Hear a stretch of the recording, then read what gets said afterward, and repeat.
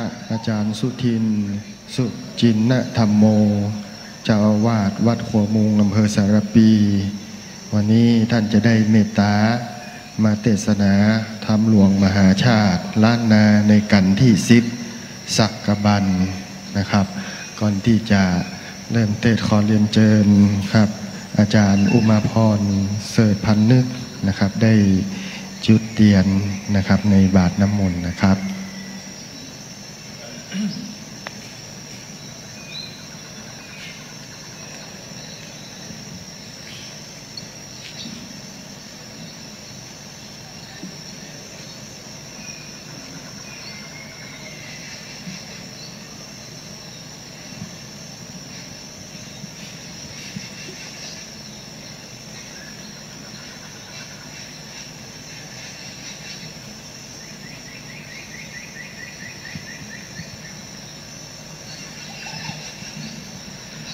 สากบันใจเลยการแอนพาเสดปางเมื่อเต้าบางเกิดศรัทธาจะยาเมียมิ่งเป็นตาลแก่อินตาสักกาพรามเต้ามีใจงามบ่น้อยก่อนลวดคืนนางยอดซอยมาทีระสีเจ้าพระเวสสันดรเต้าลวดถวายปอน8สิ่งแก่จอมมิงราชากาถามีบ่ขาด43 บาทบาลีขอนิมนต์ลูกศิษย์พระมุนีตนสักสวัสดนั่งขึ้นธรรมะแล้วเทศนาธรรมอนุกรรมปิมังปะชังอรัตนังกโรมา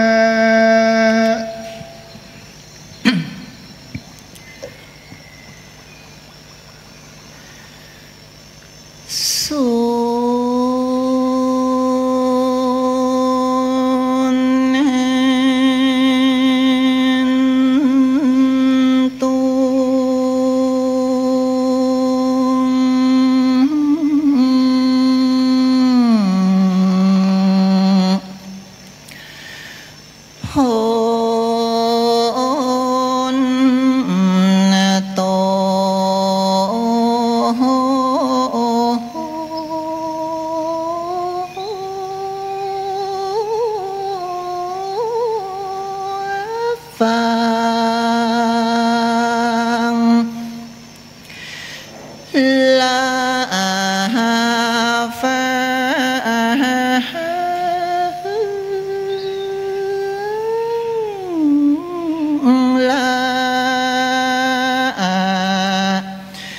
สันทา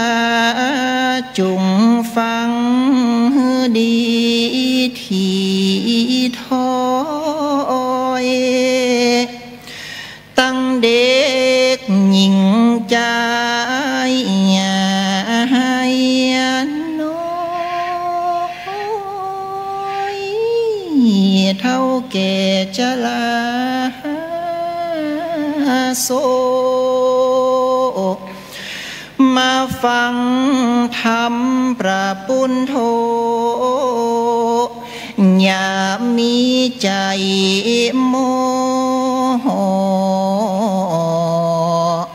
เฮตั้งจิตมาโน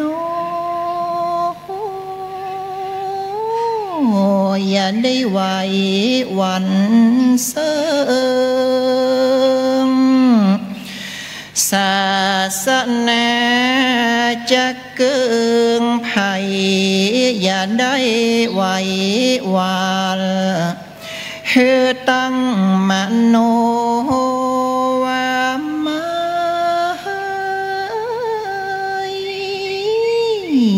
จิตใจเตียงมันอันเมืองนิพพานนั้น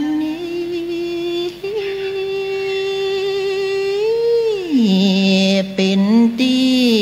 สุขเจออีบาน อันโลกเฮานี้มันดีปูดใดกินตานปฏิบัติยอมบ่ตุกยากเล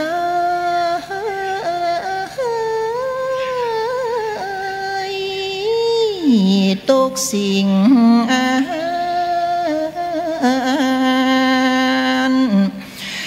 เมื่อเฮาหันอย่าได้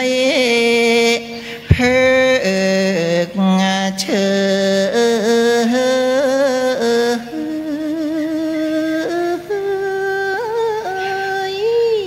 ขใจเว้ยเว้ยปั๊มปิงไปอย่าได้ประมาทลาสา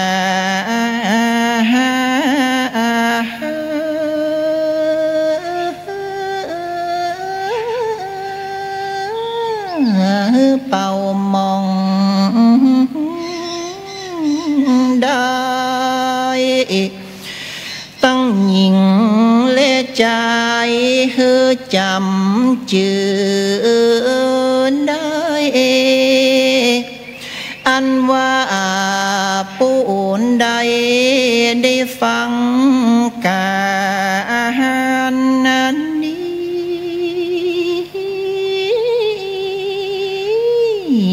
สักกะบะเลยไข่ปันเรียบร้อยปางเมื่อพระยอดสร้อยโตเตตานมันทีนุดจันทนั้นน้อ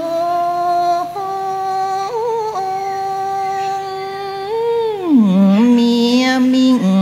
สงสารถวายเป็นตานแก่อินตาพรามปู่เท่า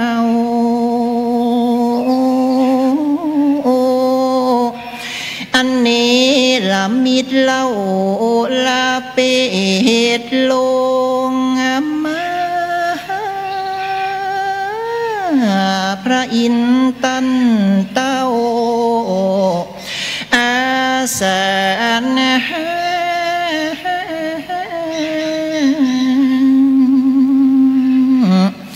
จึง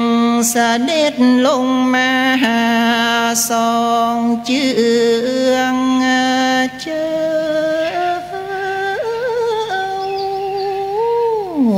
พระองค์ตันเต้าจังโพดคู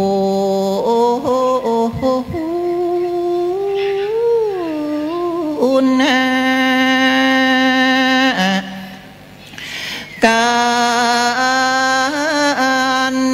นี้มีกันหาว่าอ่านได้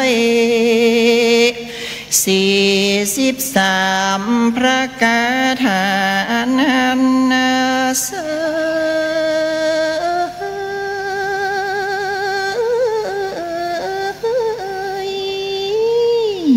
ขอสันทาจุคนจุงตั้งใจเล่านะฟังบุญกินบุญตาหารนั้นนี้จุงได้มาปกปักและนอหักษา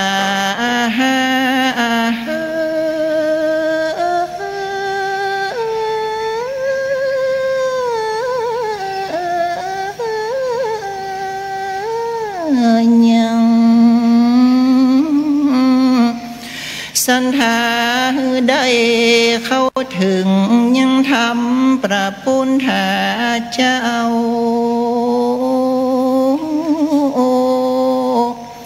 อ อันว่าเปียที่โลกาพาญาตนาเลยเฮยังย้าย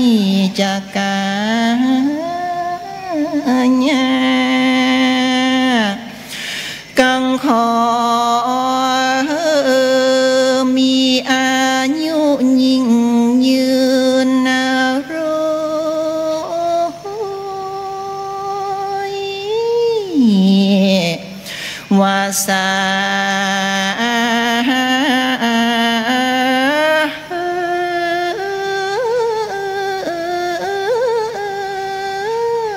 สมปรารถนาชูคนวันนี้เลนะ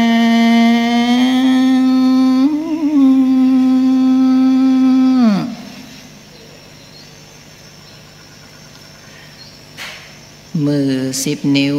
แตบไตไวสายังองค์พุทธปิมปาสารูปเจ้าอันมีคุณพระพุทธเจ้าคุณพระธรรมเจ้าและคุณพระสังฆเจ้าอันเป็นสรณะที่เปิ่งสูงสุดแห่งข้าขอ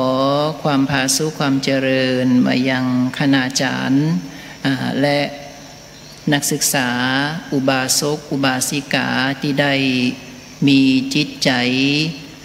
มานั่งสดับฟังธรรมพระธรรมเทศนาพระเวสสันดรกันนี้เป็นกันที่10นั่นก็คือกันสักบันมีกาถาว่าได้43พระกาถาอาตมาจะบอกโดยย่อครั้นเมื่อพระอินทร์นี่พิจารณาดูถี่ถ้วนแล้วในขณะที่พระเวสสันดรนี่ฮือตาลลูกจายและลูกหญิงอันเป็นกันหาและจารีได้และยะใดจะฮือเมียเป็นตาลบ่ได้พระอินทร์ก็เลยได้จำแรงแปลงกายลงมาเป็นพราหมณ์ปู่เฒ่าเพื่อที่จะมาขอพระนางมัตสีและตายที่สุดพระเวสสันดรก็ฮือตานพระนางมัตสีแก่พราหมณ์ปู่เฒ่าซึ่งเป็นพระอินทร์ได้จำแรงกายลงมาผลสุดท้ายแล้วพระอินทร์ก็ได้บอกว่าเฮานี้บ่ใจพราหมณ์เฒ่าเฮานี้เป็นอินตาได้จำแรงแปลงกายลงมาพร้อมกับมอบพระนางมัตสีนี่คืนให้กับพระเวสสันดรและก็ได้ฮือปอนทั้งหมด8ประการตัวกันในธรรมเนื้อหาสาระจะเป็นอย่างใดก็ขอฮือศรัทธาได้ตั้งจิตตั้งใจสดับรับฟังเป็นลำดับสืบไป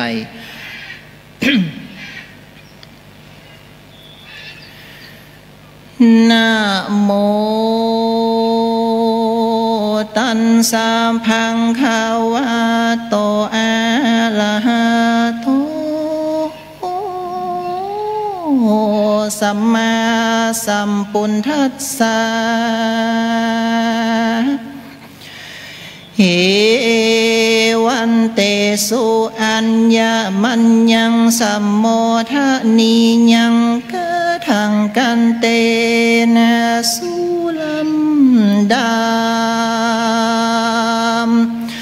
ธรรมเทศนามาลอดมาจูจอดตึงตันนายังสักบันอันทวน10กาลำเลิ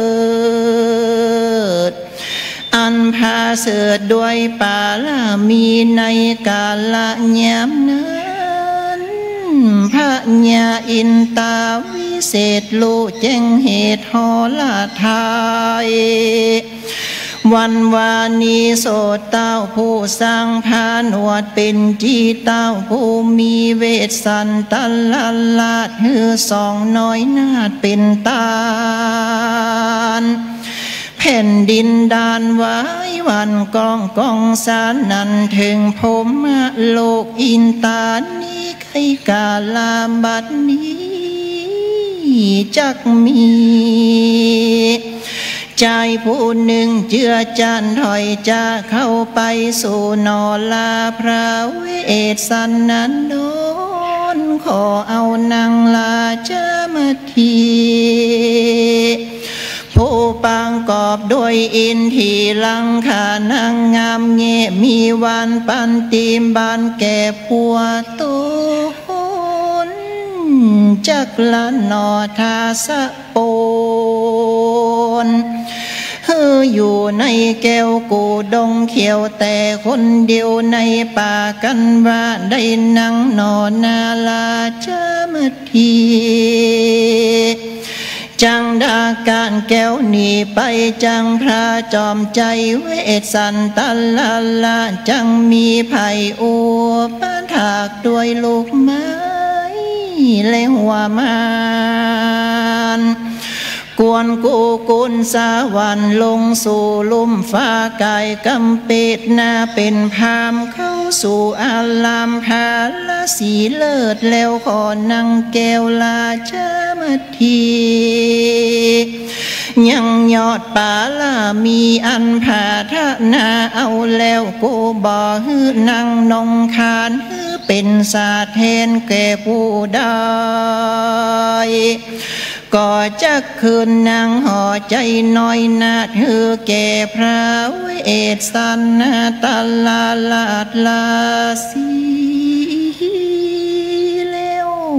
จังรีบหนีคืนสู่ในตีอยู่เมืองสวรรค์พระมหาสันเจ้าสำแดงกาญิการตรงบ่มีแล้วตนนอแก้วจังสำแดงเตจาเสกันตรงอันบ่มีสักน้อยเขาบ่อต่อยต้มตนงือเหลือบล้นในป่าเล่นจังลาดงลีทั้งเสือมีผีป่าจังเคลาในดงก็บ่ลงมาเบียดดูพรามเรามาอยู่ในป่าไม้จังนับได้7 เดือนนี่เสียเลื่อนมาสู่ตุงมากอยู่ลายกว่าทุกอันในกาละวันนี้ใส่เฮาก็ได้หันพรามผู้หนึ่งบันนี้สัมมาหันแข่งแก้วเราทวนสองมีผิวละอ่องผ่องแผ้วงามดังแก้วลันตานามีหันถามาถือไม่เต้างามแต่แล้วโสพระพระมหาสัจเจ้าก็เอาลูกไม่ตั้งงานละมาถวายส่องหน้าแห่งอินตาเจ้าฟ้าจังกามพามก่อจากำงามอ่อนน้อยเป็นบาทถอยเจินพามกินมาตั้นจงกินตามใจอย่าได้เลือกเกี่ยวตั้งเปลือกหากเป็นยาหวานน้ำอันนี้นะหากงาสา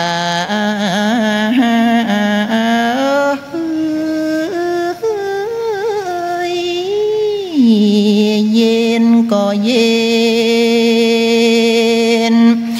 อันนางมัดทีห่างไปตั้งเตียวแต่งตามาดูละพามวันนี้เฮาก็ได้ฮือแล้วยังลูกแก้วตั้งสองเป็นตาลแก่พรามผู้หนึ่งแล้ววันนี้ตันมาขอเอานางแก้วจัญญาบ่อลังจังเขินเล่าตาตนเดียวในกังไผ่เขียวป่าไม้ดังลือเฮาจักฮือใดซึ่งลาจามทีกรรมดังนี้มหาสัจเจ้า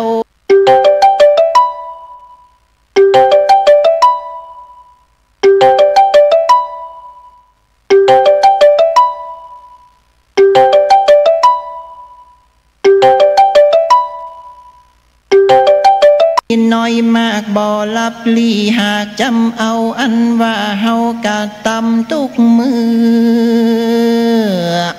มีใจเจือกองทำและพามพระมหาสัจเจ้ากล่าวเต้านั้นแล้วตนแก้วก็นำมายังนำกันตีอันเต็มไปด้วยน้ำใสดีกันโตต่างกาเจ้าก็มาตั้งสักหยัดน้ำพร้อมพามตกเหนือมือพามก็นังแก้วเป็นตันแก่อินตาสกาพามตันอันนี้จุงเป็นปาการต้มปานิใสอันจังลอดพระญาแก้วยอดสัพปัญญูตนเป็นคู่โลกนี้ปางเมื่อพรานตันทากันตาเป็นพระญาเวสสันตลาลาดพระศาสตร์หือเต่าทั้งสามเป็นตานคือจารีงามบ่อเศร้าตั้งนางน้องเนากันนะ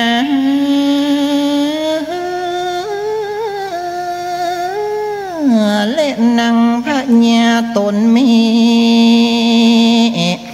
ก็บ่หันแต่สมบันอันเป็นพระญาอินหวังได้กินสองฝากสักวันในแหล่งลาจาตุมหาลาจิงกาแลนตาวติงาสาก็มอมหาทนาเป็นพระญาจังกาวันติลาดอันสาจันเกินกองเป็นต้นว่าแผ่นดินลองจืนจมตานพระญาอินตาเจ้าฟ้าจึงไหวหน้าเจียนเสืองมหาราชาวางคาเดพระจอมเงาโอเสสอันว่าตันกรรมอันใดกาตัมมาคือเมตตาภาวนาอันมหาลาชเจ้ากาตัมตุงคำเจ้าปาวนาคนฝูงหาพญาบอดได้อันเข้าไกลสู่อบายจักมาคงคู่โยดลำบากปาวนา มากองดีบ่หล่อนจักมีใดแต่เฮือเหมือนแต่โปติสัจเจ้าพระญากอดเต้าปั๊มปิงมาอันที่เกิดแห่งสัตว์นั้นนามีสองจำพวกอันหนึ่งใดต้องตรงโลกโศกอันหนึ่งนาใดเสวยสุงในฝากฟ้าบนแหล่งลาใบบนอันว่าคนใจบาปใดกาตำหยาบนานากันจนติงกันกาได้ปนจากโลกก็ได้ไกลกากากเมืองคนได้นำเอาตนไปสู่นาหกมกไม้เนา นานได้แสนนาปีอันว่าคนดีนักพาดกันว่ากากาจากเมืองโคนก็ได้เอาตนไปเกิดจันฟ้าเลิศสวรรค์ส่วนพระจอมทันอันอยู่ป่าไม้เจ้าปอยได้เฮอลูกแก้วเฮอเป็นตันบ่อกินแหน่งตั้งมาทีเป่งนอนเนาตันแต่เล่าโดยศรัทธาตานาปุนตาเมียมิงอันเลิศแล้วยิ่งอุลานเป็นสัพพาการอันพาเสดเฮอใดบังเกิดยังสวรรค์พระญาอินตาเจ้าฟ้าอันว่าข้าเท่าขอคืนนังมัทีเลิศแล้วตั้งนังนอแก้วเจียงคาน สะลีบัวบานไปแก่นางผู้เป็นเมฆกันหาจันลีเฮือคืนดีแก่พาลาสีเป็นเจ้าเป็นนางนอนเนาจำเลินดีพระจอมสีงามแง่จุงเป็นผัวเจ้าเมลาเจ้ามาทีอันว่าพระบนมีตังโกกวนสองเจ้าอยู่จอมกันร่วมบุญตันใสส่องบ่อใดคนมองมัวส่วนพระแง่เจ้าทั้งสององค์อันเจ้าเมืองจงใจว่าลายจึงขีบค่ายนี้มาอันใดตั้งสัญจะไว้แต่หนหลังนั้นนาแด่พระญาจะเจ้าข้าเท่าบ่อใจได้พาคนโสยามันคืออินตากินส่องสะวันฝากฟ้ามากับเป็ดเป็นพามเข้ามาสู่อารามตันเตาลวดนานเนาถวายปอนอันปวร8 ประการแก่เจ้าจุงฮับเอาเล่ายังปอนแห่งคานิเตออินตาหาแขวดปันมาด้วยใดญะดังนี้ว่าข้าแด่พระญาอินตาเป็นเจ้าอันผู้ข้าขอสมปานกันพระผู้บานถวายปอนแก่ข้าขอพระนอนเนาหายเสียยังโกธามโนปันโตโพดนำมายังมวลเสนาอามาตมาอาลาธนาเข้าเมืองสะเวยเมืองดังเก่าเป็นเต้าเล่าสองเตกันคาไปถึงปุลีลอดนั่งเต้นแก้ว4 ปีอย่าเฮือใจใครคาแต่ทวนแนมมุยิงใจได้พิษหลายแก่ตันเต้าเอาดาบเงาฟาดฟันคอฮือตนได้โพดปล่อยฮือปนโตตั้งตายอันฝูงคนใจหนุ่มเนาฝูงแถวเท่าเด็กกลามจุงมีความยินดีหยาบจ้าได้เปิงบุญคาเลี้ยงชีวีพระการหนึ่งอย่าเฮือมีจิตใจมักง่ายเล่นจู้ง่ายมาญาจูงปีนจาลานาลูลอดอย่าได้ไปจอดอีกนาทีแห่นอินเซป้ามาดยาเข้าอำนาจแห่งมาตุกรรมปนอันงามทวนที่เฮาขอไว้ตีละวังใจเจ้าจะลีใส่องค์อาจอันขาน้อยนันนาดหากคือเป็นตานแก่พระมานาจารย์ปู่เท่าลูกเต้าอยู่ติงข้าจงมีเตจาลิทพีพระจนปามแก่ฝูงคนด้วยบุญตนต่อเต้าพามตัวดาวเหนือดินขอพระอินทร์เจ้าฟ้าป้อนทวนหาของดีไว้ปัญจาลีลูกปออันเป็นนอลาจารในเมื่อข้าไปลอดยังเต้นแก้วปุลีในละวายที่จังไกลุ่งกันเจ้าขึ้นคงลำเปิงขอคุณอินบันดาลภายแผ่ฟ้าขอฮือเต้าช่วยข้าวังลงเต็มคงเมืองเตดของวิเศษนำถวายภายลงยายแต่ฟ้าแถวหลังนาแผ่นทอละนี้ข ข้าตันดีใหญ่น้อยอย่าเฮือขาได้กินแหน่งจุงฮักแป้งซึ่งตันอย่าเฮือได้มกบังเฮือได้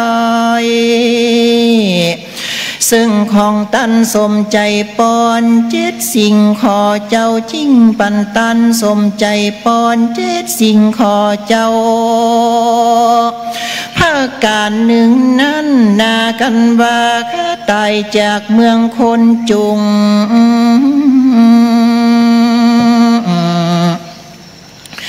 นำตนไปเกิดจันฟ้าเลิศโตเสียตากันตายกากาจากเมืองฟ้าจงอ้อยหน้าลงมาฮือใดทาลันพาญาเลิศนั่งเต้นแก้วเตสนาธรรมปอนดิงามแปดทวนข้าขอเพศทรงนาเส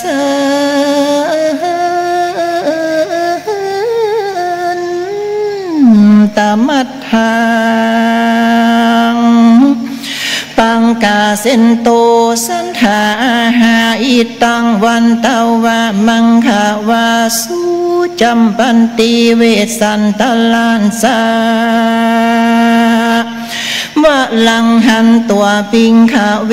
ดูลาภิกขุตังอะไรตนเป็นสายอาลีญาจาดอันว่าเต่าไตลาดอินตาจือมั่งเขาอาจาดก่อนใจน้อมศรัทธาได้สังสาลาตัดไม้ใส่คาดีตั้งยองปีและจอฟ้าและใบคามนบน้อมนำเป็นตาลด้วยใจบานจืนจอยกันการก้อยเววนตายจากเมืองคนโลกลาบนแก่กาพาเสดก็นำมาเกิดเมืองสวรรค์ใดสุขคืนวันค่ำเจ้ามีนังนอนเนากันยาทุกเวลาเวทล้อมแห่แหนอ้อมเป็นบริวารเต้านอโปติญาณเวสันตลาลาดสังสมปานอาจเป็นลาสีสมคนดีเปิงเลวจึงกาการแก้วมาโซในที่อยู่เมืองคนก่อกำเปตตนเป็นคนเท่าขอเอานางนอเนาลาเจ้ามาทีกันได้นางสมสีดังนั้นแล้วเต้าตนแก้วอินตาก็เอาคืนเหือพญาเป็นดังเก่าแกนเต้าก็ถวายปอนเล่าก้นแขวดปอนตั้ง8เมียนแล้วเต้าโตนแก้วอินตางก่อสันเด่นไก่กาเมื่อสู่ในตีอยู่เมืองสวรรค์ก็มีวันนั้นนี้เล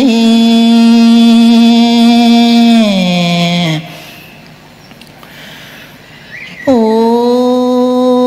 นโท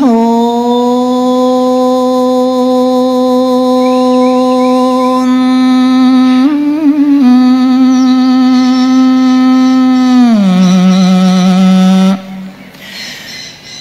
เม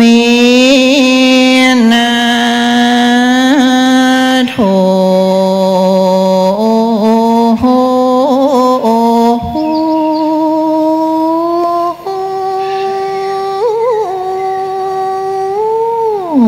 ขอเอา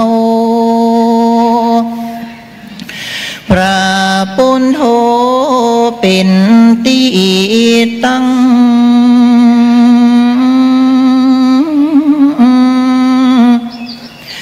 กำตังพระธรรมพระสงฆ์ข้าเจ้าวานะเ เป็นสารณกรสิงนะหากจางเหือแล้วสมดังกำพาธนา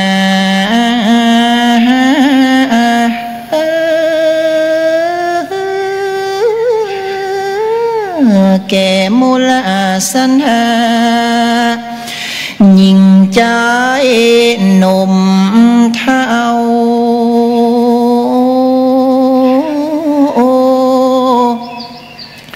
ตีปากันมานั่งฟังธรรมตั้งแต่ตาเจ้าได้กุศลเล่าจูค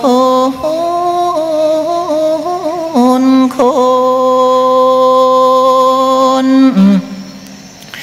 เปียที่โลกาพญาตนาล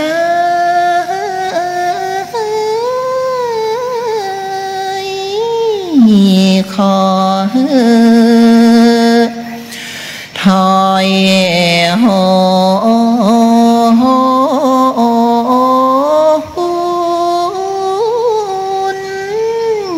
อย่าได้มาเวทเวียนวน แก่มูลสันหายิ่งใจใหญ่น้อยบัดนี้อาตมามอนนั้นน้อยก็จักจะได้ว่าอาหารว่าอาหารลงวันนี้เลนะ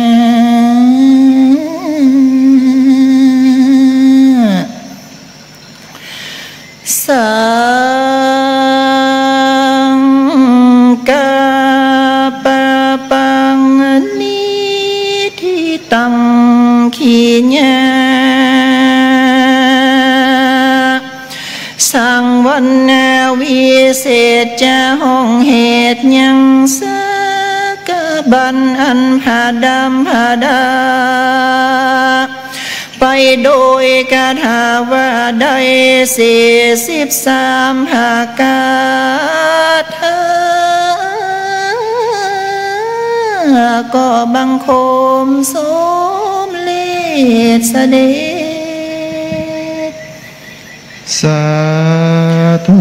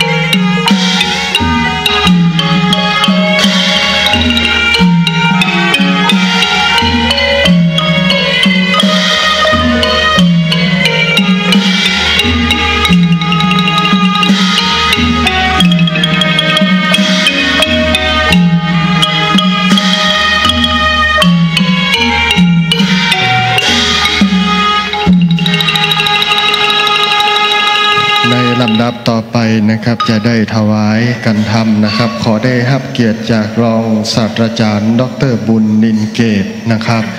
อดีตคณาจารย์ภาควิชาปรัชญาและศาสนาคณะมนุษยศาสตร์มหาวิทยาลัยเชียงใหม่นะครับ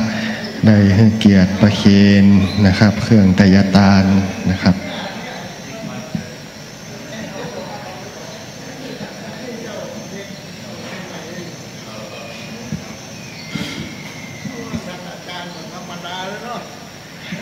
นี่เนาะอ้าวครับสาธุอ้าวนิมนต์อันบอลไปถึง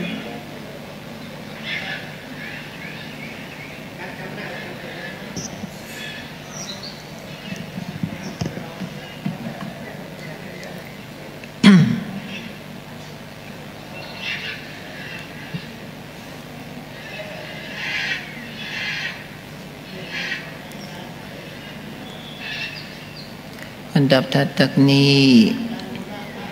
ตั้งจิตตั้งใจกวดน้ำฮับปอนยะทาวาริวะหาปุลาปาลิปุเลนติสังขลังเอวะเมวะอิโตทินังเปตานังอุปกัปปติอิจิตังปฏิตังตุมหังคิปเมวะสมิชันตุสเพปุเรนตุสังกปาจันโทปนะละโสยะถามณีโชติละโสยะถาโอมสัพพตะสัมปตาสัพพปัญญาสัพพอันตะลายาสัพพโลกาวินาสันตุอเสสโตอาจจะในวันนี้ก็หากว่าเป็นวันดีดีทีเหตุว่าได้มีการจัดตั้งธรรมหลวงเพื่อจักให้เกิดการสืบสานประเพณีให้แก่เจ้ามูลาศรัทธาจุผู้จุคนอันหมายมีคณาจารย์และนักศึกษามหาวิทยาลัยเชียงใหม่นาตีแห่งนี้ก็ขอให้พละผลบุญตั้งหลายมนหมู่ฟงนี้อันเจ้ามูลาศรัทธาได้ตั้งจิตเจตนาถวายเป็นตานก็ดีสดับรับฟังพระธรรมเทศนาก็ดีก็ขอให้เป็นพละปัจจัยคือบังเกิดอายุปีอายุเดือนอายุยามโจกปีโจกเดือนโจกวันโจกยามก็ขอให้เจ้ามูลศรัทธาทั้งหลายจุ่งใดประกอบไปด้วยจตุลพิตพรใจทั้งสี่ประการเก่าคืออายุวันนะสุขะพละปฏิภาณธนสารสมบัตินึกคิดชอบสิ่งใดก็ขอให้จุ่งสำเร็จจุเยี่ยงจุประการหากแม้นว่าจักเดินทางไปทิศหนใต้ออกเหนือยิ่งใดก็ดีก็ขอให้เป็นที่หักที่จำเริญของเหล่าเทวบุตรเทวดาและคนสรรพสัตว์ทั้งหลายเพื่อได้เข้าถึงยังธรรมของพระพุทธเจ้าเพื่อได้เห็นยังธรรมของพระพุทธเจ้ากันจุผู้จุคนไปใจหันจุ่งจักมีแต่งแต่ดิลีใจญะสิทธิตานังละปังสุถีปะขยังสุขังพลังสิริอายุจะวันโนจะโพคังวุธีจยะสวาสัตตวสาจะอายุจะชีวะสิทธิภวันตุเตสพีติโยวิวัชชันตุสัพพะโลโควินาสันตุมาเตภวัตตวนตะละโยสุขีติคายุโกภวะอภิวาตนะสีลิสนิจจังวุธาปจายโนจัตตาโลธรรมาวัฏันติอายุวันโนสุขังภะลังสาธุ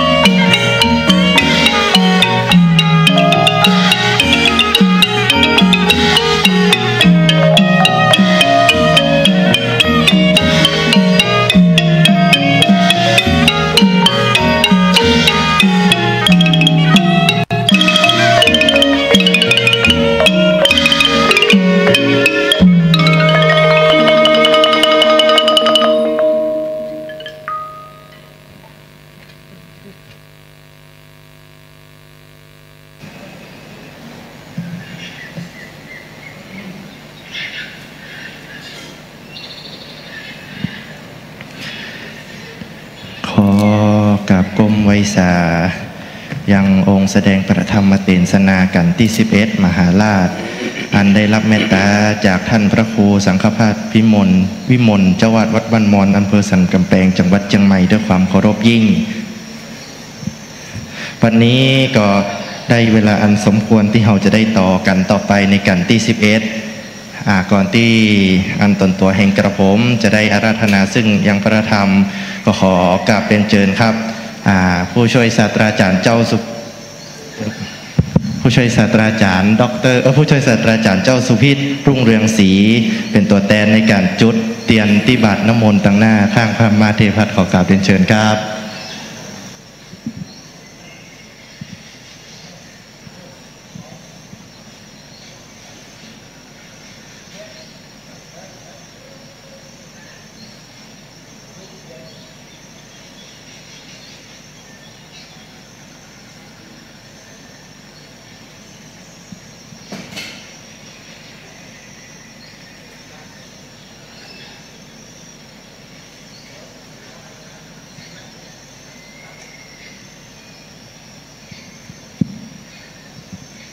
ขอบพระคุณผู้ช่วยศาสตราจารย์เจ้าสุพิษรุ่งเรืองศรี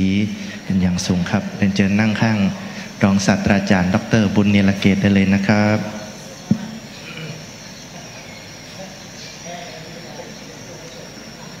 สั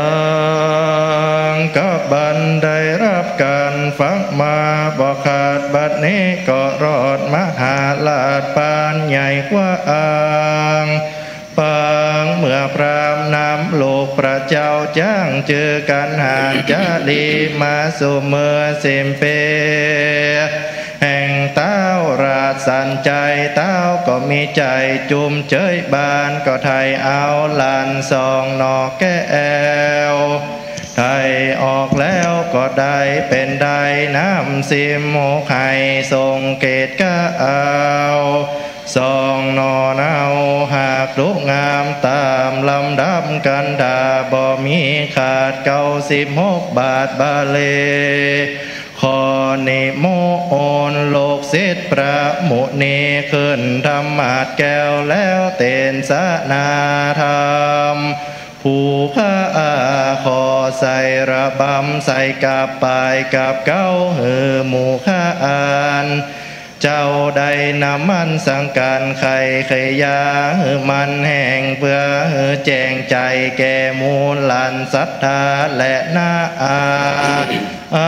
นุกรรมเปมังปะจังอาราตานังกะโลมา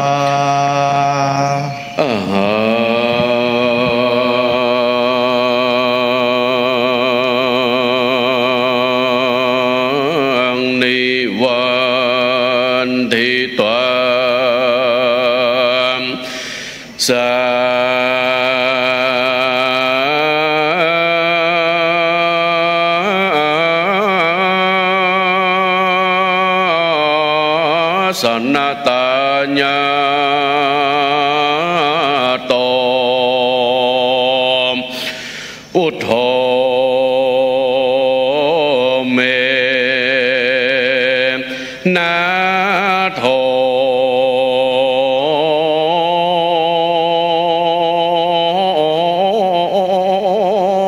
ของเอา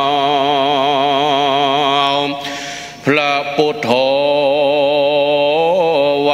เป็นตีจังกับตังพระธรร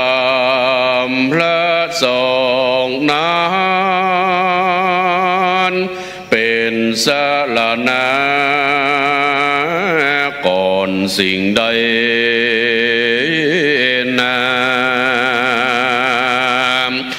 อาจจะแล้วสมดังกาม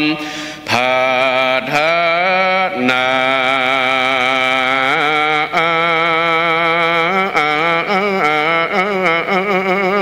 โมลสถาตั้งยิ่งใหญ่ใหญ่นอ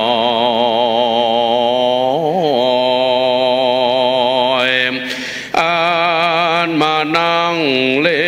ย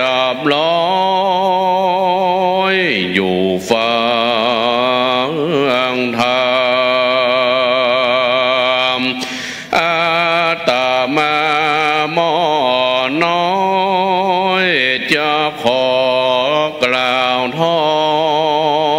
ยใครขา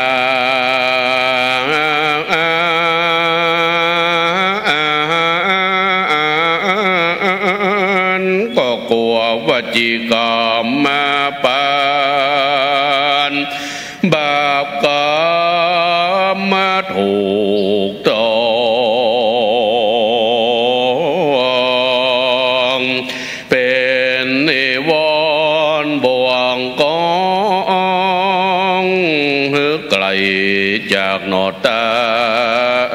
งเดหากเพศแผกเลิมก็กลัวเป็นบาปบัดเสี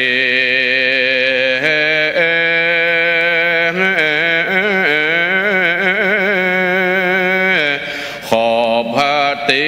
ทะไลภาเนยกโตดโปรดข้าขออย่าเป็นกรรมตัวหยาบจ้าติดตามจองตุยตานกาลวันเน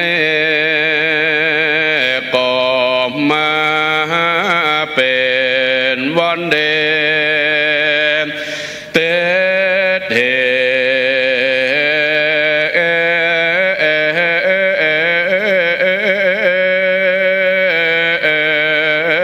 เป็นวันสร้างกุศลปารมีภัยแพ้กว้างปุจจามหาเวสสันดรเจ้าจังอานิสงส์มากมวลมีผู้ใดฟังแล้วก็จะมีความสุข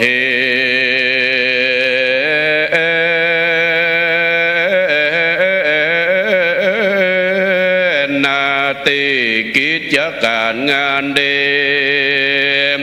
สมกรรมไฟ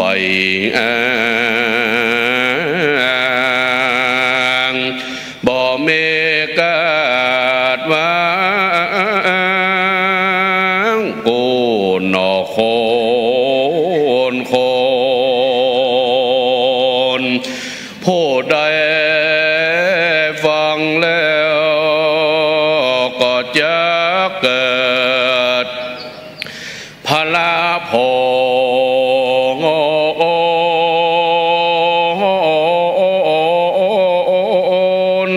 ปาลเมดอนเหมือนการจูภูมิอาเนสงส์ธรรมสองย้อได้อยู่เจริญเดวานา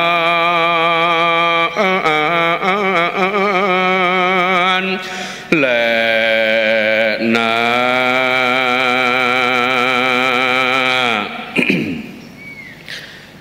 ขอเจริญพรญาติโยม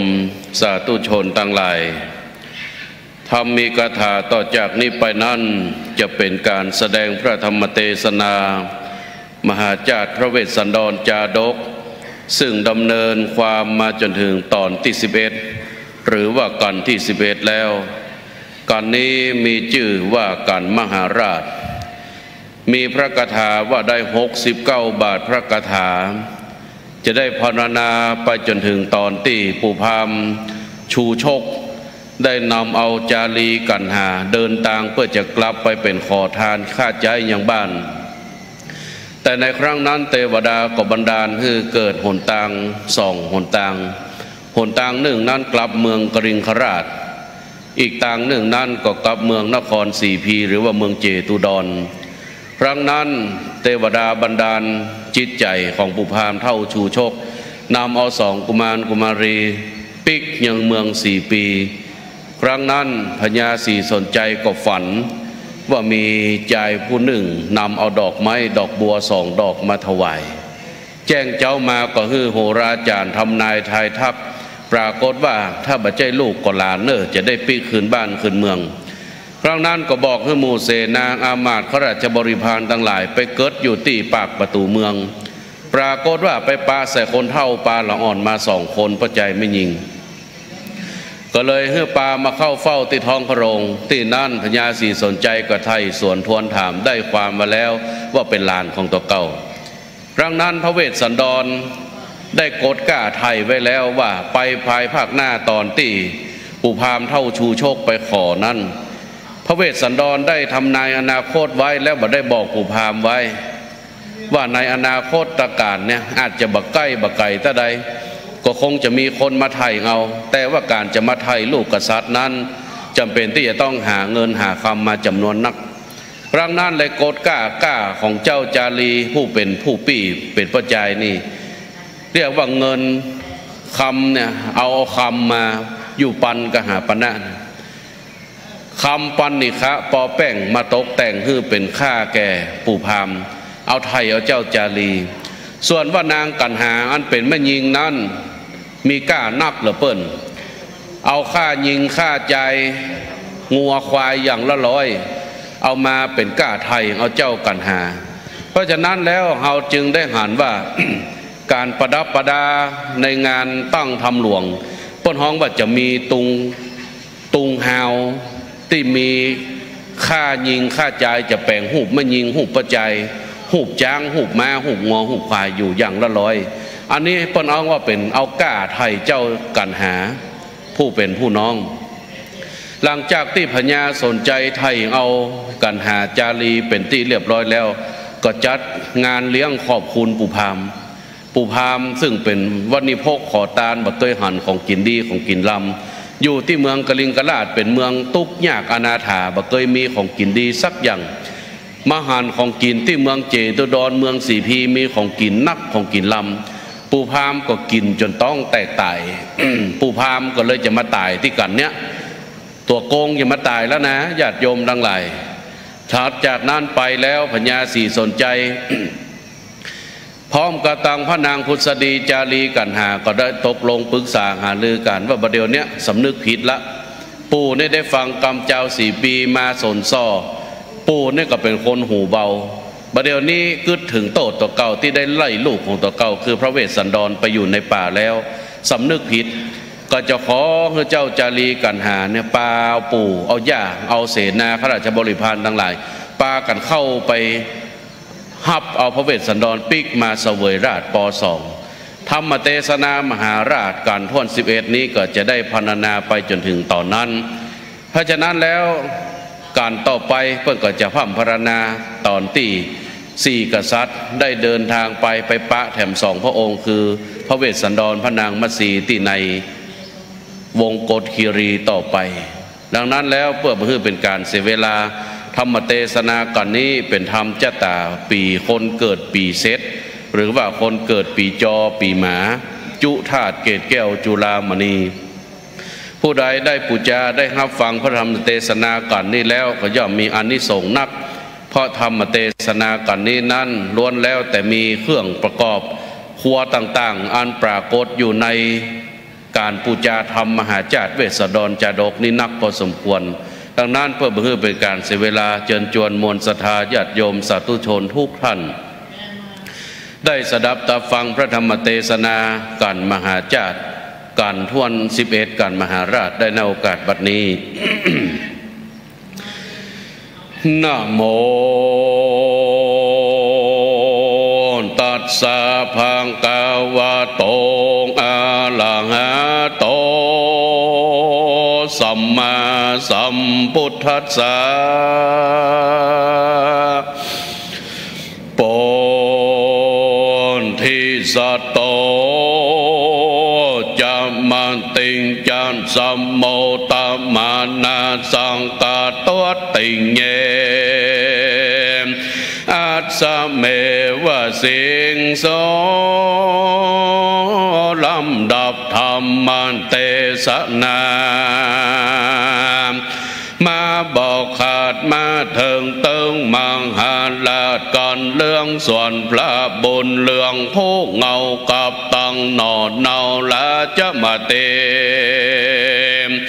ตั้งสองสาลีแก่นไทยเข้าโซป่าไม้ตาหลงโกนการตำบลลาดเลินยอมจมจืนหาตะญา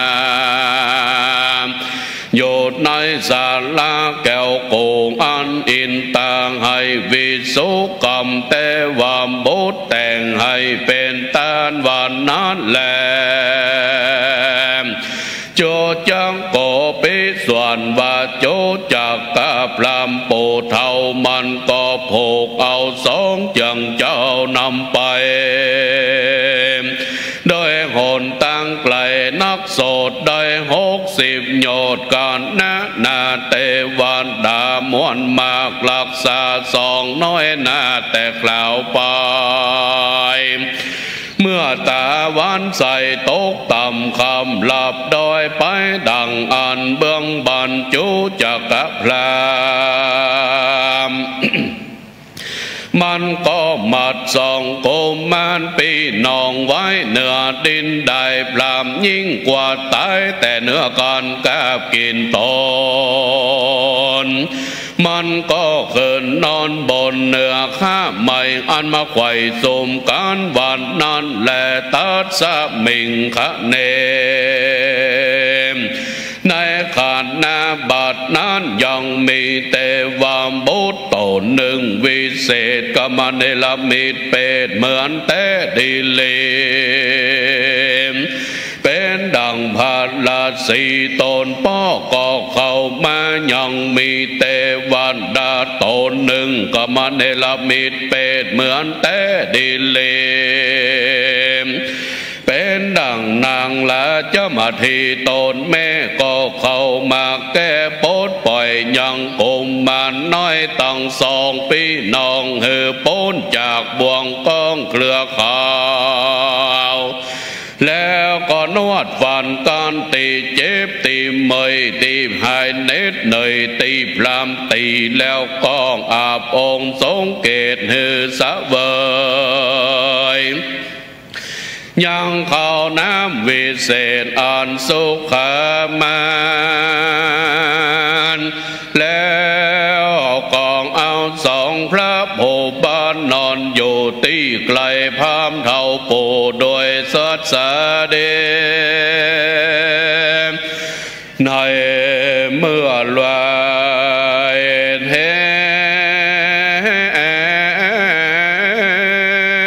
แจ้งลงสายฟ้าปุ่งขึ้นมาแต่ว่าดากองเฮโกมานตั้ง2 ปีน้องเข้าสู่บ่วงกองเครือข่าวนอนอยู่โดยอาการสารเก่าดังพระเท้าผูกไว้แต่ปะทายก็อ่อนทลายกลาบหา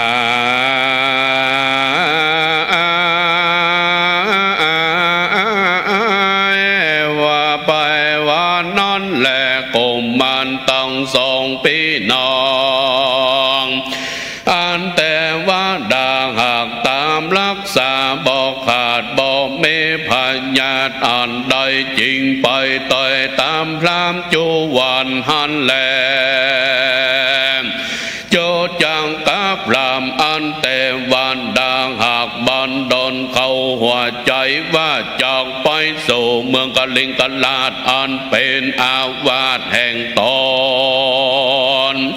พรามก็ ลองหอนตั้งเข้าไปสู่เมืองเจตุตรนครโดยกล่าวตั้งนอนนานพระมารวันใด15 วันจริงไปลอดเวียงแก้วยอดหนาก่อนใจเต้าปรมาสันใจต้นโป่งอันสำลันอยู่ในลาจปุเลในเมื่อไหลที่เคินนั้นจากดากไล่ลงเต้าไทยมงฝันหันมีสัมภาวะดังนี้ฝันว่าตนได้นั่งอยู่เนืองอาจานาต้องสละองสาอาจในลงราติมปิจารณากรรมฝันว่ายังมีใจโพดนึ่งดำพังไล่ใจเกียรติกาปานพีนำเอาแม่ยังดอกบัว2 ดวงเดมาตั้งไว้เหนือมือฝันว่าตนได้เอามาตัดลงในหูตั้ง2 ฝันว่าละอองไก่ซ้อนดอกบัวนอนฟุ้งสันหลับอาบอกตกลงมาเหนือตักแห่งตนก็มีวันนั้นแลโสปะผลจิตตัวเต้าปรมาสันใจก็มาปงใจจื้นสานดงตื่นใจบ้านก็เรียกหาพามโพจบเป็ดรู้แจ้งเหตุกำฝันตีนานพระมานาจารย์ผู้จบเป็ดรู้แจ้งเหตุกำฝันก็ไหวพระนักทันทิลาดโนพระบาทถวายสารว่าแต่ว่าขานแดดสมมูลติแต่ว่าดาเป็นเจ้าพระนางเก่าเจืองจอมทานส่วนกามฟ้าทิลาดบ่เมลายขาดโพยภัยเกิดว่าปงสาได้เกิดสาเว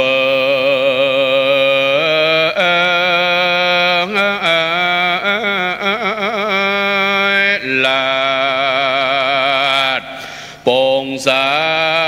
นานกลาดไปนาน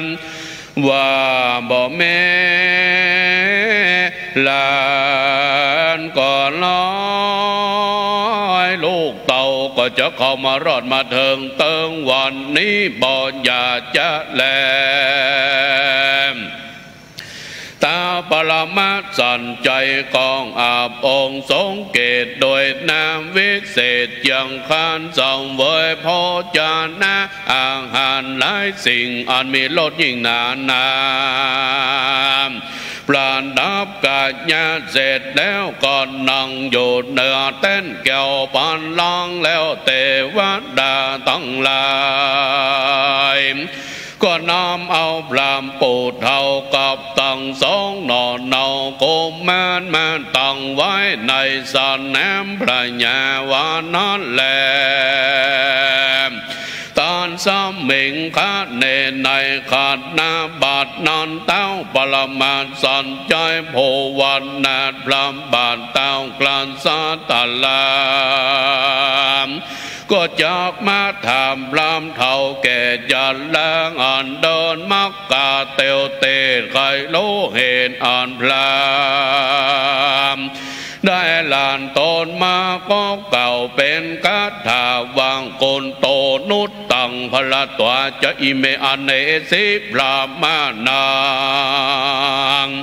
ดงการลาบรามตันได้โกมานตั้ง2 ปีน้องจากเหตุห้องเมืองใดเมืองรา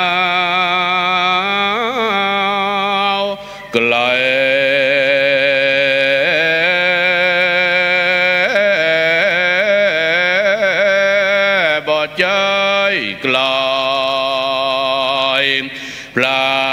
กได้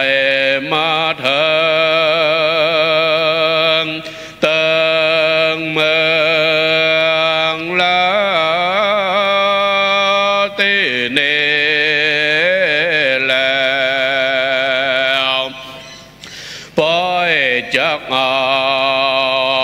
ลา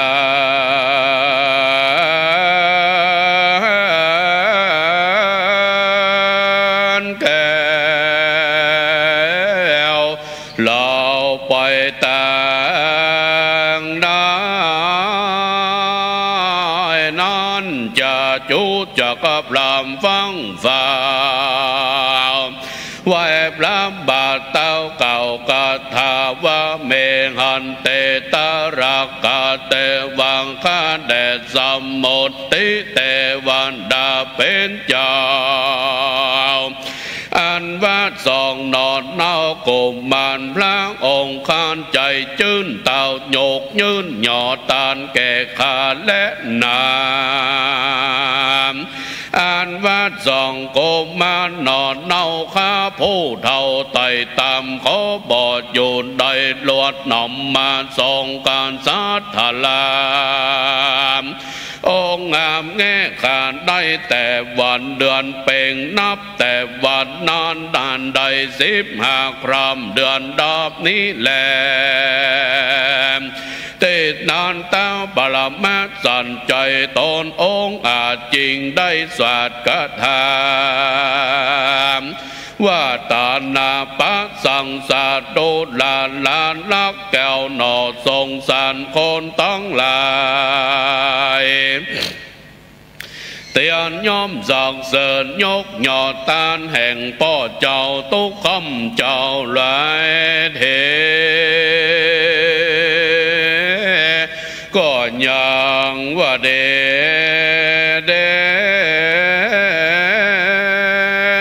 นั่นแหละกิ่งมักขิยังหิโวตาตับลามานอมดอลาเงินคำโปมีทุกสิ่งจังมามิงเต็มลงสองสาลีองงามแง่ปูบไว้เฮเป็นข้าแก่จีพรามเจ้าญาณได้เก่งขามจงเก่าเฮแจ้งโจอันแดดเตอจาลีโกมาโลอาเจ้าจาลีจมจืนยอมมือยืนถวายสารวันตาขานแด่ปูพระญาเป็นเจ้ายอดต้อเต่าเลยจ้างอันวามปอพระญาเพื่อข้าวังไหวนาสุเนลำปานเพื่อส่งล้านบอกกวนใจป้อก็เฮินโดยไงเป็นตานแก่จีบลำผู้กาป้อก็มาส่งข้าสั่งได้เลยว่าส่งสะเลหนุ่มน้อยป้อก็มาสั่งที่ถอยตุกกองเขื่อนตั้งสองลวดลองให้ปรามยับใดบุบตีพรามโพในบาใจปรามดีตามสุภาพเหตุมันใจแค่หยาปาลาเจนแล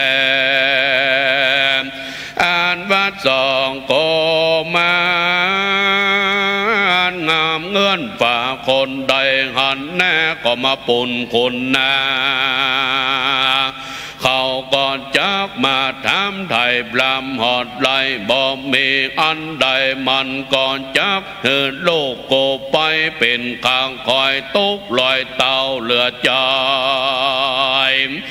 มาโกจ้าโกดกาไว้บอกไผได้ใดแต่งหนต่างป้อก็มาเกิดโดยประการดังนี้แล้วก็มา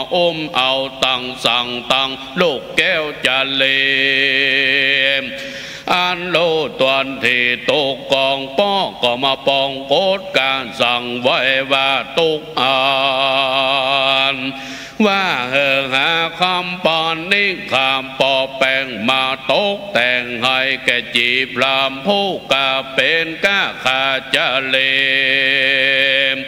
ปอลาเส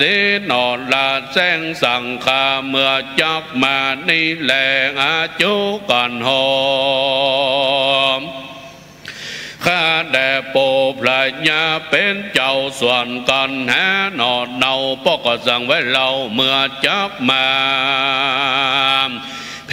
วาเต้าพระญาต้นใดจากทำไทยตามไตโดยทัดลาของนานาหลายสิ่งจางมามิ่งปังปายลอยมาหลายแสนสอมลอยโลดปลอมดีลีลอยตาสีเจ้าแม่ลอยตาสาแห่หลวงลายลอยงัวควายแถวเท่าลอยคำเหล่าเงินทองเมสิ่งของแหลงอ่อนและลอยเป็นกะนางนาดน้อยก่อนหามการวานเต้าไทยเอาทรงลาน้อยหน่อยป้นจากข้างคอยมักหาปลาเมื่อนอนเจ้าจะเลนโกมมันจริงสอมแดงอาการอันเป็นโตกแห่งป้อและแม่ตนแล้วเมื่อนอนเต้านอกแก้วสันจอยได้ยินกำลานลักลาจัดเลงอันกวนขาโสดจริงจักไข่โตดแห่งตนว่าดูลาเจ้าจัดเลลานลักแก่ปู่เฮยโกปู่นี่ยิ่งแก่ก็ยิ่งเหล่ายิ่งเท่าก็ยิ่งเสียสะเลมโกโปก่อนได้ฟังคำเจ้าสิเปมาสนสอนลวดได้ครับพ่อเจ้านี้ตั้งคืนและนานกรรมอันใดที่โปได้บำบัดตัดเสียยังสาลีโยดสันลาบแห่งพ่อเจ้าโปผู้เท่าก็ได้กระทำผิดแต่เดเลกามอันนานจากว่าเดบ่มีและเจ้าหากเป็นกามอันบ่ดีบ่จอบบ่ประกอบด้วยปราณลาจาพิจารณาแต่แลดูลาเจ้าจาลีลาลักแก่ผู้เฮยของอันเจิญเจ้าไปลาฐานนานิมนต์ป่อเจ้ามาสาเวยเมืองเก่าเราส่งตีแด่เติมเมื่อนั้นเจ้าจะหลีกขันตอบพระญาตนโปว่าข้าแด่โปพระญาเป็นเจ้าจากหลานน้อยนี้เราจากกำเมืองเหี่ยวว่าบอกคนบ่ถูกจะคือโลกไปนี้มนตันเต้าบอดแรงจากแนวใจมาโดยง่ายนั้นจาข้าของอันเจิญโปพระญาเป็นเจ้าสารเดชญาติาปล่อยหลังแล้วโอดสาลาจาพิเศษลูกแก้วแล้วลวดนำมาเหมือนดูกวนจะแลตาโตทัดนั้นบอกมีนานปลาองค์การโพวันนาทีลาเจ้าโพบานได้ยินกำล้านเก่าแก่ยินจอมแต่กำกวนกองเก่าแก่เศษน้ามวลผู้ใหญ่อันเต้าใส่ไว้ต่างๆว่าโดนลานเสนาผู้สลัดในลาจากการจงเถิดสารไปตกสลอกนานนา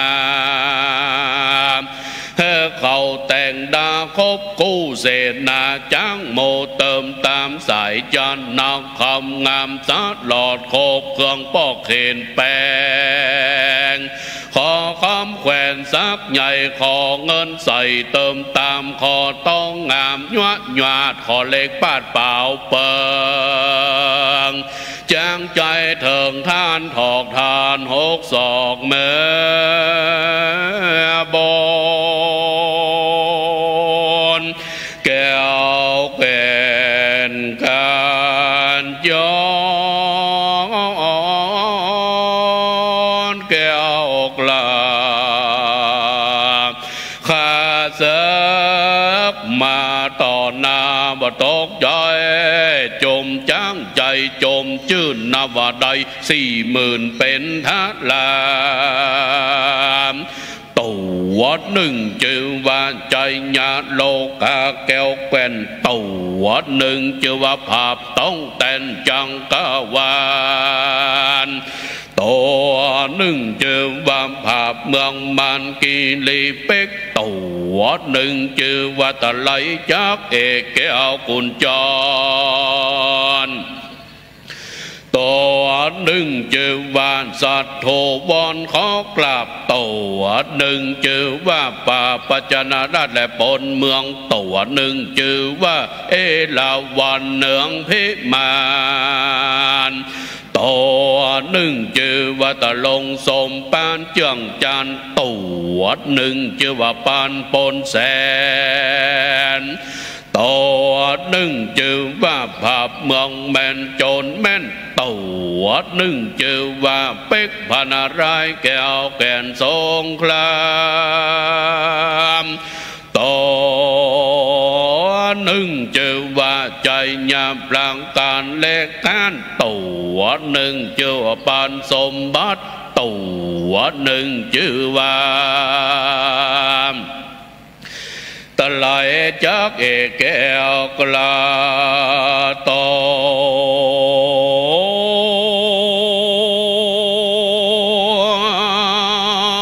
หนึ่งเจ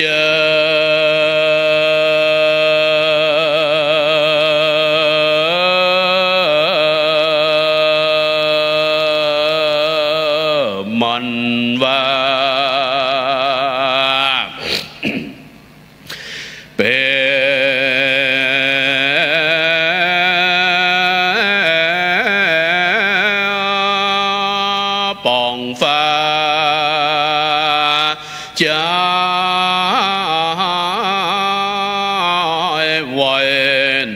นั้นโมเสนามาจอ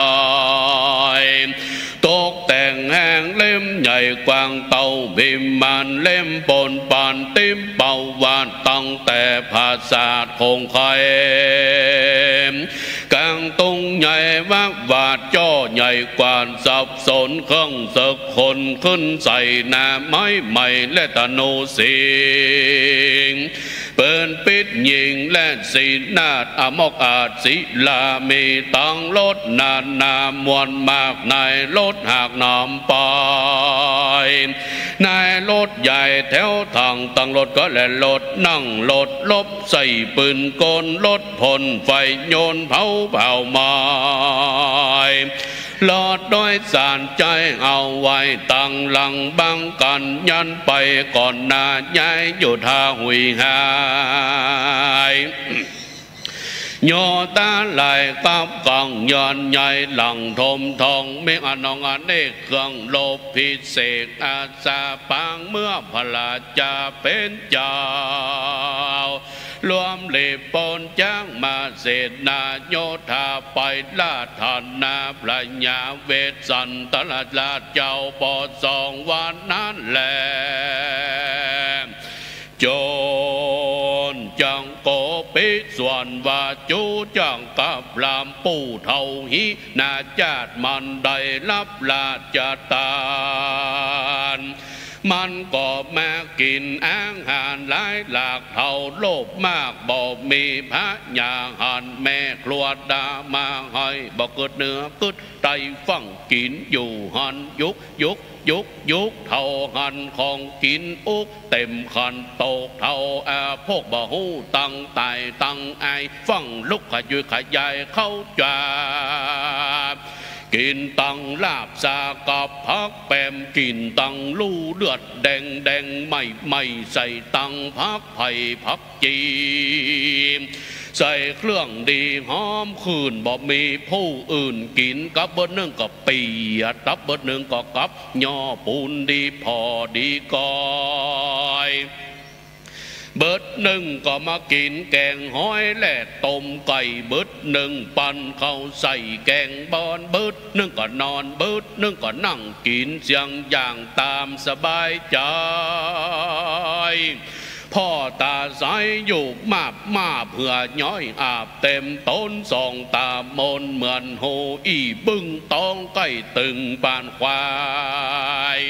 แม่ครัวหลายดาเตื่อมเขาพ่องก็ถามว่าป้อเท่าอิ่มแล้วจะลือตีนั่นปู่พามก็ฮือด้านถอยว่าของกินอันใดข้างน้อยก็แม่สาวน้อยก้อยตักเติมลงไปกูป้อบอกกินไว้จักก้อยกินเป็นคอเป็นบังกินยังหมอว่าถูกอนามัยข้าวหวานได้เก็บแดกกินตังเขานมแปบและหมักเตาบาเป้าสั่งขะยามเกณฑ์ตั้งห่อหนึ่งป่าฟ้าและไก่ต้มข่ากินแต่กินว่าอยู่คนเดียวกินตังก๋วยเตี๋ยวและต้มจืดต้องก็สมไก่อืดฟืนเอามือลูบอยู่ปล่อยมายามนั้นพญาธรรมดาก็เลยเกิดปูนดีเพิดดีอายสุดแต่พาป้อกายก็บ่นุ่งปูมเต้าบุงใส่มองนอนในลงกิ้งเกือกตาเลื่อมเหลือกนอนคลังเอามือสามลูบต้องร้องออกปากว่าตายกูตายคนตั้งหลายกื้นเก้าก็นึกว่าผีเข้าก็ฟังเอาน้ำมนต์มาฮือกินและตบหัวพ่องก็ว่ากลัวเป็นไข้สันนิบาตหลอบมอนเอามือตื่นหยาดอยู่ไปมาพ่องก็ว่าไข้ธรรมดาพ่องก็ว่าไข้การนกนางเอ็นเพราะหลางมันเงินตาก็มัวมองพ่องก็ว่าไข่แม่เลียขึ้นสมองเล่นเส้นปากก่อนหกวิ่งเต้นเล่นหาหมอยาติดนั่นเขาจริงไปพระสมยาประจุคือว่าหัดสะกืนและหมากขังตังน้ำส้มจางและปิดปิวแดงตั้งเปลือกล้างแกงและเปียวปองฟ้าแถมน้ำเหี่ยวมาและดินไฟเพื่อเป็นยาแก้ประจุนายเฮออ้างหานลุออกเฮอต้องปูพามเต้าถอกเบาลงยามนั้นสามปางอาโจมไม่เก่าปูพามเท้าก็ปุ้งออกเป็นเส้นเป็นสายคนตั้งหลายอยู่บ่อใดหักเคาะต้องเคาะใส่สุดแต่มาก็วิ่งหนีที่นั้นเขาจริงเอายาดีเหือป้ายใส่ตังน้ำอุ่นและน้ำร้อนล่อไหลลงกินตังยาน้ำและยาพองอันใส่ซองและใส่ขวดปิดสลากขวดว่างหายรีบตันใจกินยาอันใดก็บรรลุพ่องก็ไปหาหมอต้องสู้และหมอยังเฮมาปักดูไก่ออกเม็ดไหลผสมพ่องก็ไปหาสะลมมาโพตั้นกองเอาเด็กที่วันบวก3 คูณ 4หาร0ลบเลื่อนมันตึงบะอยู่เป็นเปื้อนจุ่มลาวและน้ำยามนั้นปู่พามมันก็เวทนาเจ็บแสบไม่ต้องเพราะมันเสียลำไส้และกระเพาะอาหารเกี่ยวดำการเข้าแทรกหลอบมันกินพิษแผกเป็นธรรมดาตีนันนาปู่พามปลามันก็เวทนาเจ็บแสบไม่ต้องและใจมันก็ใกล้เสียงต้องมันแตกดังตึ้มแตกใส่หมู่คนเท่าตายไปสาวแตกใส่หมู่หนุ่มสาวตายไปร้อยแตกใส่ละอ่อนน้อยตายไปปันแตกใส่หมู่ล้นบ่ตันนับบ่ใดที่มันบ่แตกใส่ก็เหลือก็หมู่ที่นั่งฟังธรรมติดนั้นคนตั้งหลายจริงใจกันไปไว้กราบตายบลำบาดเฮอทรงทราบว่าปู่พามมันตายจะแล เมื่อนอนเต้าการสันทานลาทิลานก็ตลอดแก่งอามาตอันมาไว้สาม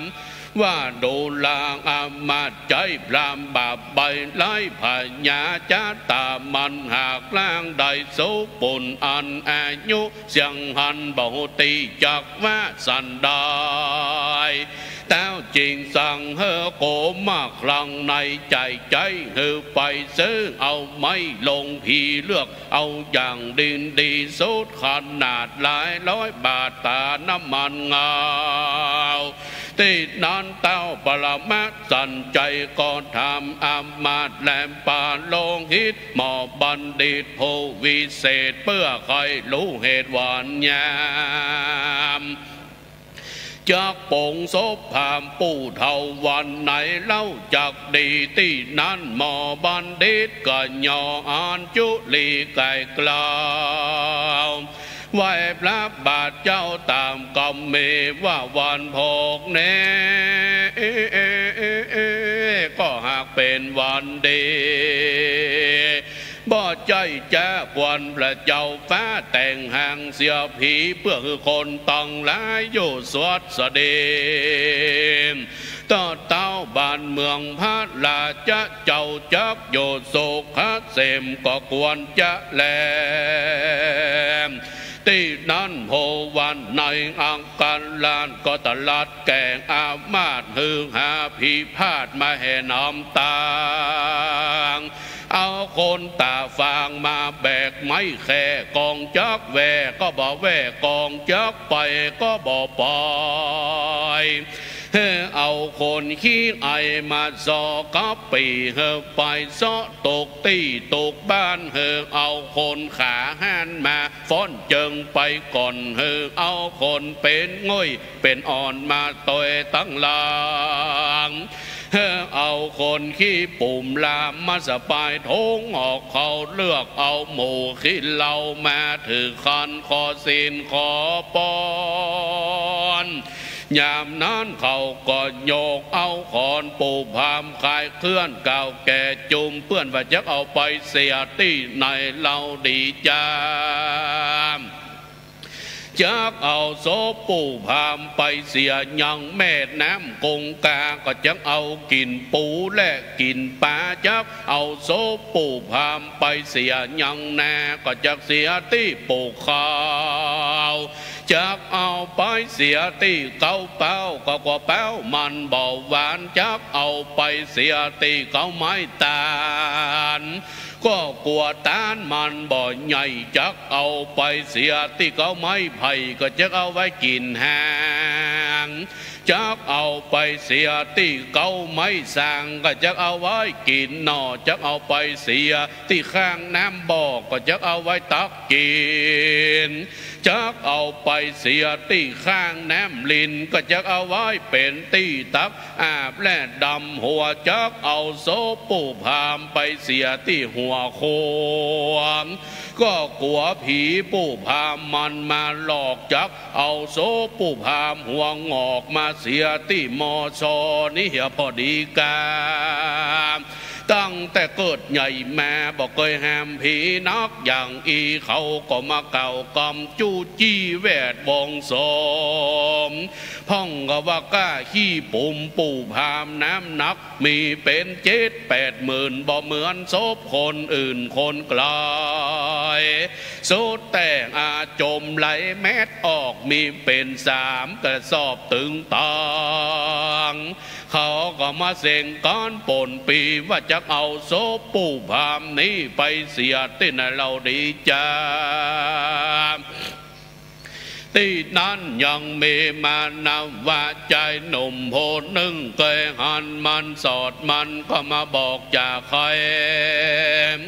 ว่ายังมีดงไผ่ป่าใหญ่ไผ่บ่ลำค่อยไปกายป่าไม้งิ้วใหญ่เป็นถอยไม้ใหญ่น้อยมากหลวงลายเฮียงตึงย้ายแถมมากสมควรหากดีนาเป็นที่แห้งมากขี้เปียงกังคามเป็นที่กามาขี้เปียงหัวเขาเป็นป่าปออยู่ตีนดอยเขาก็งา ามเอาโซปูพามหัวอ้อยไปเนี่ยงักงอนงักงักหามหามลากลากบุบุญคุ้มน้ำน้ำว่าเมมักกาเตียวสอดเถิงป่าจาลอดตังควายติดนั้นคนตังลายจริงใจกันไปนี่มนต์สันโลมนักบวชหือตุเจ้ามาสวดและปังสุโกนเพื่อให้เป็นนาบนส่งให้ไปนิมนต์ตุเจ้าวัดตังไตก็ว่าเฮาบ่อนใดเมื่อไปนิมนต์ตุเจ้าวัดตังเนิมก็สามว่าเป็นฝีอยู่ปกลกไปนิมนต์ตุเจ้าวัดวันโตก็สมาเป็นวัดเป็นไออยู่ขอกไปนิมนต์ตุเจ้าวัดวันออกก็สมาเป็นขากาดด่างมานิมนต์ตุเจ้าวัดสีโสดาขึ้นไปแผ่วพาลาดสดไปแผ่ววัดดอยสุเทพตุเจ้าก็บ่วางสักตนสดมานิมนต์ตุเจ้าตั้งไฟหินแทบตีนดอยนี้ตุเจ้าเปิ้นเติงบ่ไปเลยจนปอลาปอควาจึงไปได้ตุเจ้ายังไผ่ขี้โขกเป็นตุเจ้าอาโปกตันหามพ่อหน้าตาเหมือนผีหุ่นหัวขาวสุนบุญหลังโกย่างโจโอโจโอวัมนาตะลงแผ่นผ้าก็บอกเหมือนพายเอวก็ไวก้นก็กึ่งสองแก้มตึงดังจ้องเขี้ยวงนงอนปากเบลแนมหมากแก้วแปดแผ่วกลางสองโหยานดังโหจังเท่ากับไม้เต้าสัมไปทงตาและจงเลือกเลอสลิดเปิ้วเบิ้วเปิ้วเบิ้วอยู่ปล่อยมาว่าอุบาสกเคยป้องออกเท่าจงเอาบาดใส่เขากับตังไม้เต้าเราไปทลามแล้วต้านก็ฟังมโนมานาไปลอดป่าจ้าตังควายยามนั้นคนตังลายอันเป็นสาวเป็นหนุ่มหน้าตาจมลิงลามหันโลบอกงามปลาปูพร้อมกันสะโสติเตอันว่าไหว้เจ้าเราตังลายเฮ้ยปลาจีโดกตนเท่าแน่เก้าเว้าอย่างอีก็ยังเมบ่เหมือนพระยังจีฟงอื่นบ่ปุ่นดีลื่นดีเกยพ่องก็ว่าโวยปลาจีโดกมงอย่างพระบานปังตาหลวงเหมือนตาแมวพงอยู่เถื่อนเปิงเป็นเปื้อนผู้จีพรามดูบ่องงามในสักแห่งเหม็นสาบแมงพามตัวเขาก็มาค่อยหัวอยู่หันสาวพ่องก็ว่าเปิงเป็นน้องผู้จีพรามยามนั้นคนท่านลามแก่เท่าร้องห้ามด่าว่าสู่นี้นาแก่นสะหามมาจากกำปงเป่าบอกกลัวบาปเป็ดสมณจาติยังจีเถิงบ่งามบ่เดมบอกกวนติเตียนว่าเก่าคนใบแง่วบ่รู้สังบอกว่าเวรกรรมแบบใหญ่จักตันหัวไข่เมื่อปลายลอนยามนั้นเขาก็ยกเอาคอนผีปู่พามขึ้นสู่กองหลัวจักพาปกหัวมันออกเขินหัวงอกอยู่สุนบุญเอาผ้าปังสุกรมาปาดขอโอกาสตันปลาจีนกเอาไม้เต้ามาต่อยปกเอาน้ำโตนมาหยาดไว้แต่ริมปากบ่หูจักกามพระจีดกมุ่งอย่างบ่จ้างปั่นปอนและปั่นสินเต้านับกินนับอยู่เป็นพระปู่อสุรสมเปิ้นไข่หัวก็ยังรู้เกียรติเนี่ยหน้าจมเสียดซึ่งตึงริมปากเบิ้นโคตรเหงือกเสือกเอาไม้เต้ามาต่อยกองลมเสียงดังกะกกกะกากร้องออกปากว่าเอาสินฟังทำเนื้อว่างอันแล้ว ก็ต้องนะโมนะโมนะโมสามรอบร้องกอบโดยสลานาคมศีลาสมหาสิ่งแก้วยังทำอายุยิ่งว่ากุศลธรรมะอกุศลธรรมะสัพพัญญาธรรมะอสัพพัญญาธรรมะมกรากุมภามีนาเมษาพฤษภามิถุนากรกฎาสิงหากันยาตะละลาตินเป็นเน็บแล้วนาใครมาติกาธรรมจาดบอกโอกาสต่างพรามว่าโพสังกโตดูแลผู้พามโพหัวงอกเราจะบอกต่างดีต้านจงไปซะเวยสุขีฝากฟ้าสะวันแหล่งลาไปบอนต้านอย่าได้เวบนติดของกับโดยเป็นน้องและญาติกาอย่าได้อะไรพระลิญาเมียมิ่งอย่าได้คนขิงสมบัตินื้อว่างอันแล้วก็ตัดสาวแววเอาไม้เต้าและพาปังโสกุลเยี่ยญาณบุญญาง่ายป้ายเมื่อโซอาวาสแห่งตนก็มีวันนั้นแลที่นั้นคนต่างหลายก็พร้อมกันเผาซากพรามผู้ถอยจ้ามันก็เฉพาะนาไปสู่อาบายวันนั้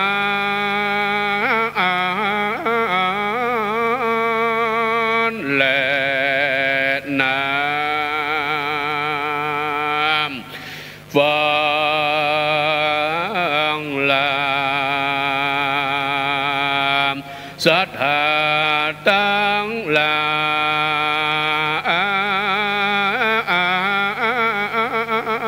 ยต่างเด็กขาดยิ่งใจหลวงไหลใหญ่น้อยธรรมเตศนาก็ใกล้ปะเลโยสาเนเลบลอยอาตมามอนน้อยก็จะขอโลดเลยไปขอลาพร้อมพร้อมแก้วเจ้าสามทะลา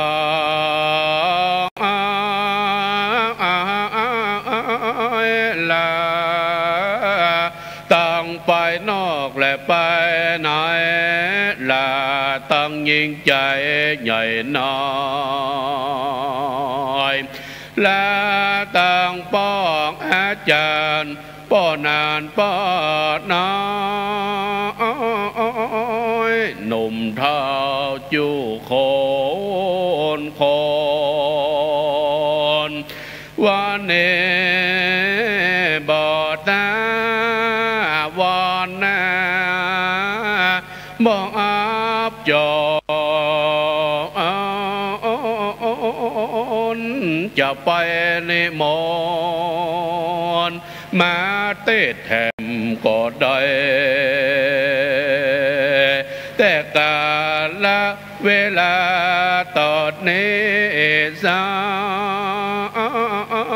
ยก็ได้กาลเวลาหนอปอดีของมูลศรัทธาจุงด้อย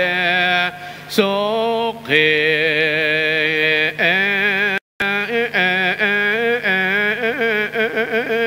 มี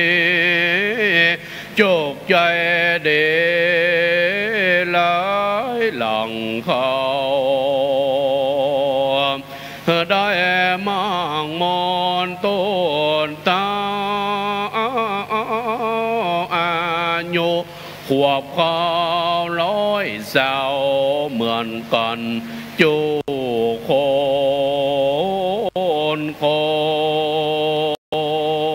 นก็มีโดยภาคกา